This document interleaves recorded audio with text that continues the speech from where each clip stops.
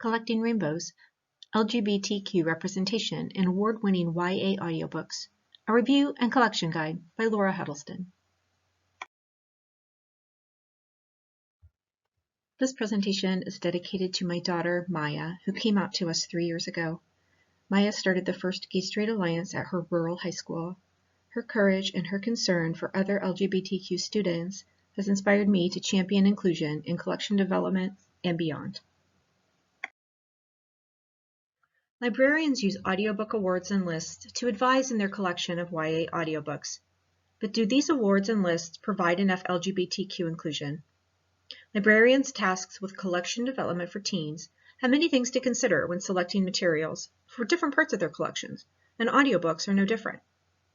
We know that audiobooks provide an additional format for readers to improve fluency, comprehension, and simply to aid in entertainment. Should we just buy the most popular books on audio and call it a day? Should we buy the top award winners and assume they are providing us with the best audio collection? We owe it to the teens we serve to take a little extra time to explore the field of best audiobooks every year, and then do the research necessary to include LGBTQ titles. A few quick notes on terminology for this presentation. Inclusion is defined by dictionary.com as the act of including or the state of being included. Self-censorship is defined by Merriam-Webster as the act or action of refraining from expressing something, such as a thought, point of view, or belief, that others could deem objectionable. In library collection development, this looks like a librarian not consciously removing an item from the collection, but instead not purchasing some items out of fear that others could object to them. And finally, for this presentation, we will use the acronym LGBTQ to refer to all groups that encompass sexual and gender diversity. So what does the literature say? Before we take a closer look at the audiobook awards field and YALSA's top 10 list of amazing audiobooks, let's dig in a little bit to the literature around collection inclusion and some resources that help outline why we need to be concerned with this issue and how it relates to audiobooks. In her poster and audio presentation, Where the Queer Things Are, Library Services to LGBTQ Youth, Sarah Alexander states that 60% of LGBTQ teens report feeling unsafe at school, and 82% report having been harassed. She states libraries must do everything possible to provide safe spaces for LGBTQ youth to build their identity and interact with the community. Having LGBTQ audiobooks available for teens is a good step towards providing better representation for this population while presenting inclusion in materials available to all students. In 2017, Francesca Goldsmith wrote about the We Need Diverse Books and the Own Voices movements for AudioFile magazine. The hashtag Own Voices was created as an extension of We Need Diverse Books to highlight the need for authentic creators of children's and teen books. In essence, publishers needed to be seeking diverse authors and creators who can authentically tell their own stories. This can extend to narration of audiobooks as well. Goldsmith notes, with inclusive audiobooks, kids have a critical mass of voices to hear as models in literary terms and as possibilities for their own futures.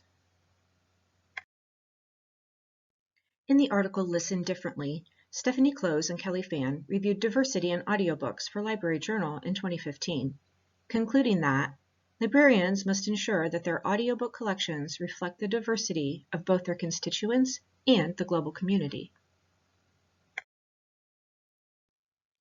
In the article Out of the Closet But Not on the Shelf, Questions and Concerns About Collection Development of LGBTQ Books for Teens, Robin Fogel-Kurz studied the number of LGBTQ books in a cross-section of libraries to find which libraries were selecting materials with awareness of LGBTQ representation.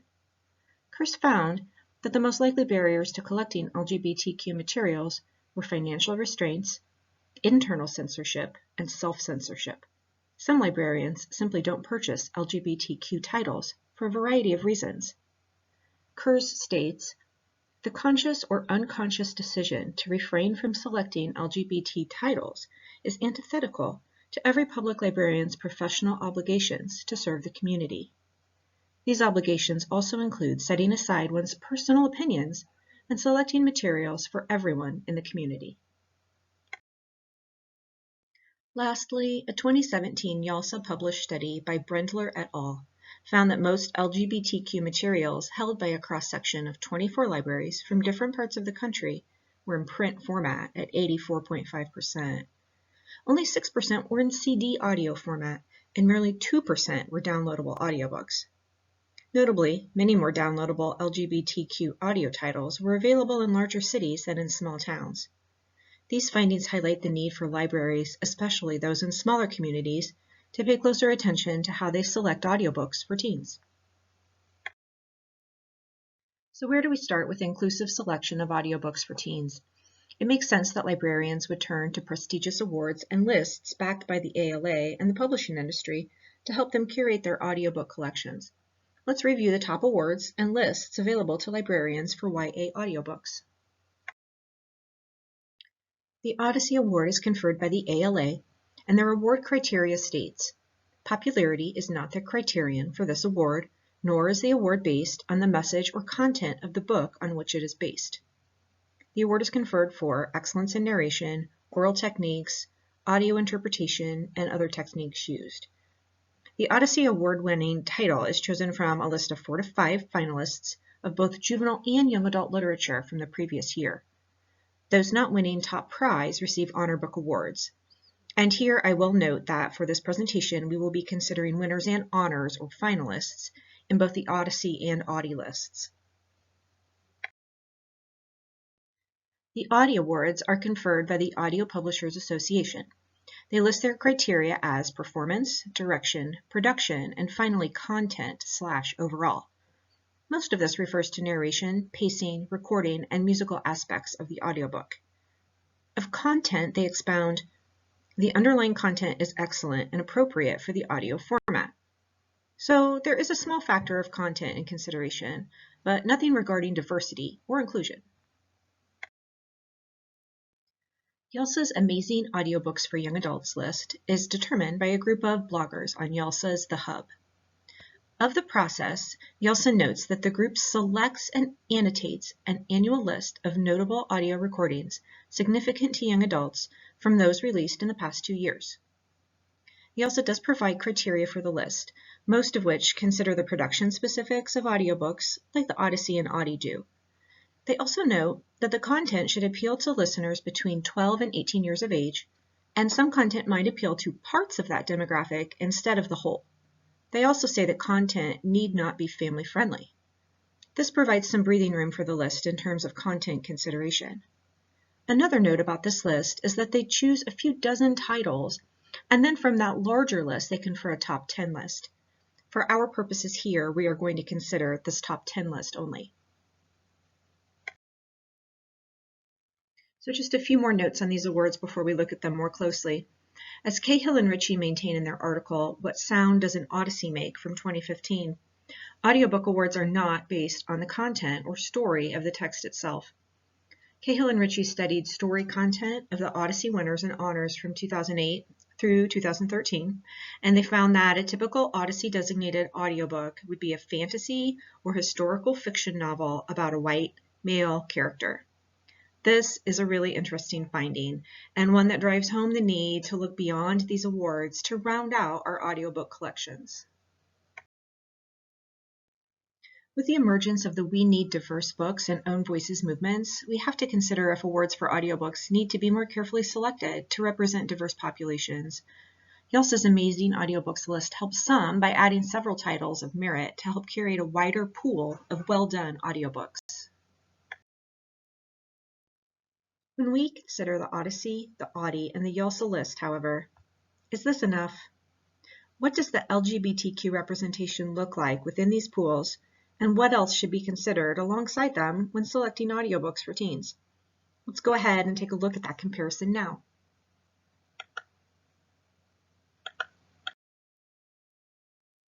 This table represents 9 different chances over the past 3 years to find LGBTQ inclusion in what are considered to be YA's best audiobooks.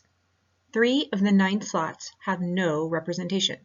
as the 2018 Odyssey and Audie Awards had no LGBTQ inclusive titles, and the 2020 YALSA Amazing Audiobooks Top 10 list also had no inclusive titles.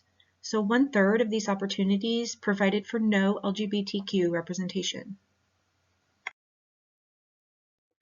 The 2020 YALSA Top 10 list is actually a big disappointment, especially after they had better representation in 2018 and 2019.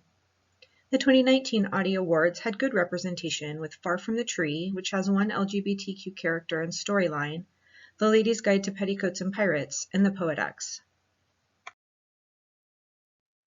It's worth noting that a few of these titles just have an LGBTQ side character, such as The Poet-X, but I considered that to be representative enough for inclusion purposes. Other titles have LGBTQ themes and storylines, such as 2020 Audie finalist Like a Love Story by Abdi Nazemian, which was also a Stonewall Award winner in 2020. Without this allowance, there would be even fewer LGBTQ representative titles among these lists. All of the titles on these lists represent well-produced audiobooks for teens. So we might ask, is audiobook production and narration important? Of course it is. But is it the only reason to select an audiobook for your teen patrons? No. I believe we have to consider content as well, and we have to consider diversity and LGBTQ inclusion as part of that content review.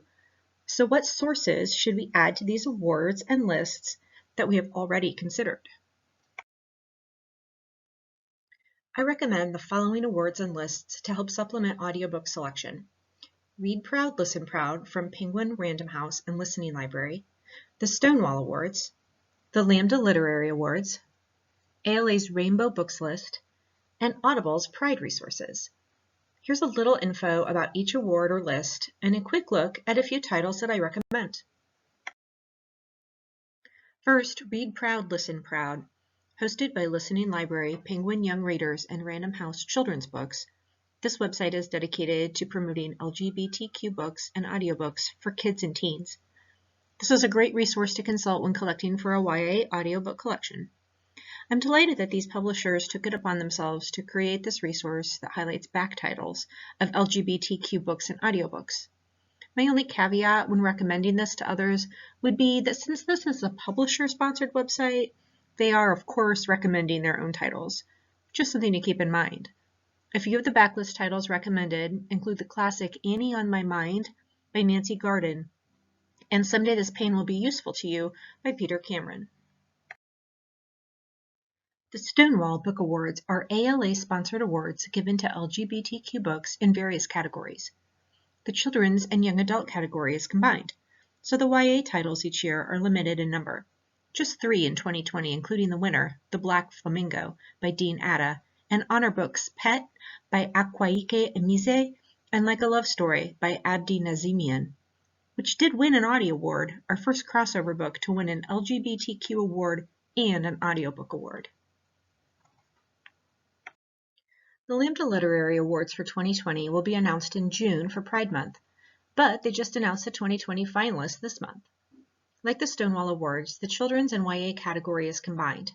5 of the finalist titles are YA.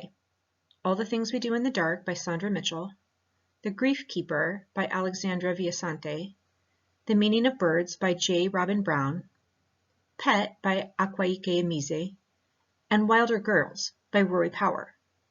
This is a fantastic list to look to for possible audiobook titles. Pet by Akwaeke Emize is a Stonewall winner and Lambda finalist. It was also a National Book Award finalist. This moves it to the top of the list for selection. Beyond this, you can listen to clips of most of the audiobooks of these titles on Amazon to get a feel for the narration and production. The Rainbow Book List is curated by the GLBT Roundtable of the ALA. It includes books for children and teens, and the 2020 list contains 92 total titles. Of the 92, a top 10 list is chosen. The list is divided into categories by age and fiction-nonfiction. Genre is noted in the summaries. Of the total 92, over 50 are YA fiction titles, so this is a really good list to review to get an idea about LGBTQ selections for your entire collection.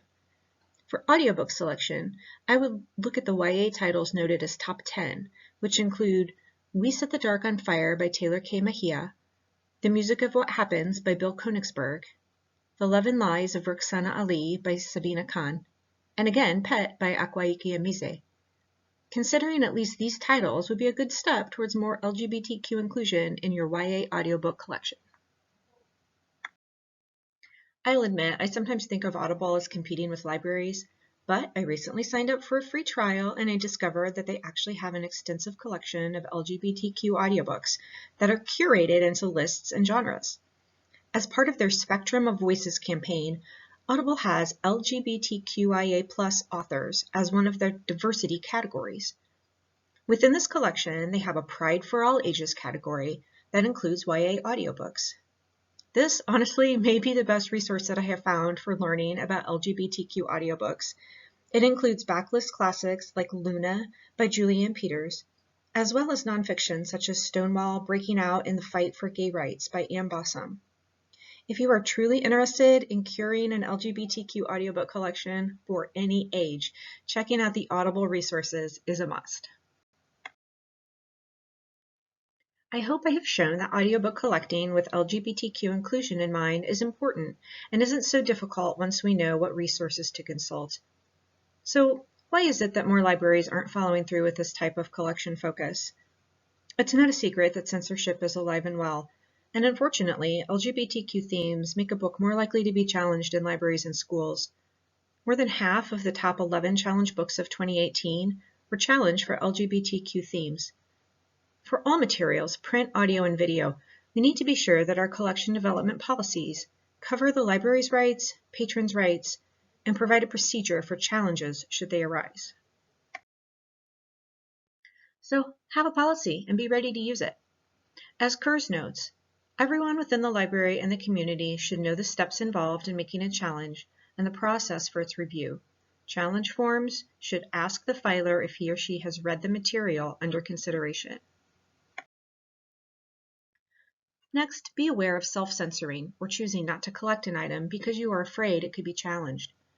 In Hear No Evil, Sharon Grover and Liz Hannigan note the unique aspects of audiobooks that make them possibly ripe for challenges from censors, saying, "With print, readers can often gloss over parts they're not emotionally ready for, but with audio that's not possible."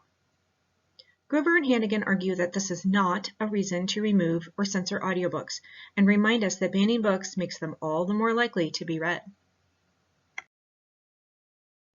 Finally, take the time to consult multiple resources when collecting. I hope that the awards, lists, websites, and other resources provided here will give you exactly what you need to create an inclusive audiobook collection for teen readers.